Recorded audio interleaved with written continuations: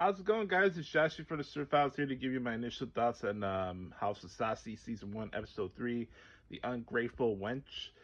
I just finished watching it right now. I'm posting this in delay. There's been a lot of stuff going on this weekend, so when you guys are seeing this, it's probably Monday or Tuesday or whatever.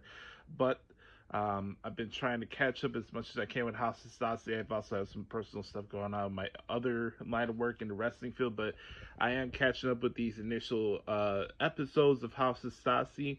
Not only am I going to be sharing my initial takeaways on here like I do with the Valley, but for those who don't know, I'm going to be bringing my podcast recaps of House of Stassi exclusively on our YouTube page at the SUR Files. So let's talk about the episode.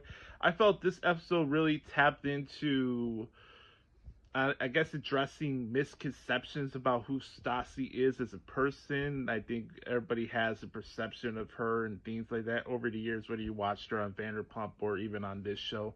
And I see the comments even with the clips I share, but I thought this episode was good because it tapped into some real conversations, but we're also getting into the sister dynamic with her and Georgie, where, you know, Georgie in a way feels uncomfortable with expressing how she wants to feel because in her point of view, like she'll express something and every time she tries to explain something, Stassi just shuts it down and shits on her in the process.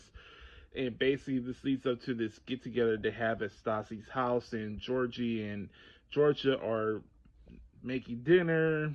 Everybody comes over, and basically this starts leading up into a classic ambush situation. And she's like, one of the great things of having Katie back in her life is that it's okay to bring back the old Stassi for a just cause. So I thought it was good that she catched herself at that moment.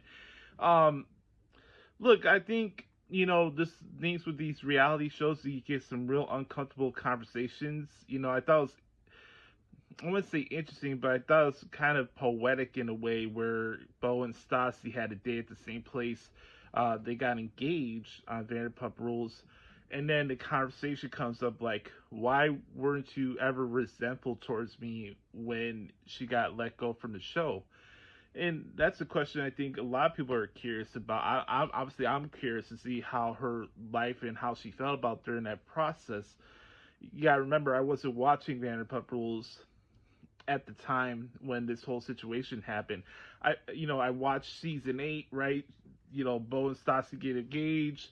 I go to season 9, and neither of them are there. Jax and Brittany are not there, and et cetera, et cetera. So, um, one of the interesting things they said tonight on the episode was like Georgie mentioned that Stassi's dad was paying for the apartment that Stassi and Jax were at when they were together. I thought that was an interesting tidbit to share. But going back to this Beau and Stassi stuff, they're having this date, right? And Beau is saying like, this whole situation with the cancellation was hard on both of them. Like, maybe he didn't have the time to really sit into his own thoughts about the whole situation. Stassi was pregnant with Hartford. You know, she's at rock bottom. So it got to the point where he just got into being a partner and being protective of her. And she's expressing how grateful she was for him during that time period, because I'm sure it's something like that. It's horrible. You don't want to go through, but it's horrible in a way because it's something of your own accord. I think we could have empathy for people even when they fuck up and make mistakes in a way. Obviously, she made a horrible mistake and she learned from the consequences. Nobody should speak in that manner. And I thought, I thought it was a productive conversation between the two of them, to be honest with you. The thing for me with this episode that kind of flipped the script for me in a way, not in a bad way, I thought this was a good episode, but the stuff with Christina Kelly and Katie and the backstory of her issues, and the comment comes up like, oh, Stassi, you only want people that are around you where you gave birth to, married to, and who's on your payroll. That comment, I'm sure that's a hard comment to listen to and sit through and digest that. But also, I think context needs to be added. So I'm sure it's going to be addressed whenever these two confront each other. But her pulling Taylor Strecker outside of the house to gossip about it and tell Taylor to get her reaction about the whole thing. It's just like, I get Christina is nervous to have Katie back around Stassi's life. If you have an issue, just for myself, and this is for anybody, like, if you have an issue with somebody, just fucking say it. So, like Stassi, like, she confronted Georgie tonight at the end of the episode.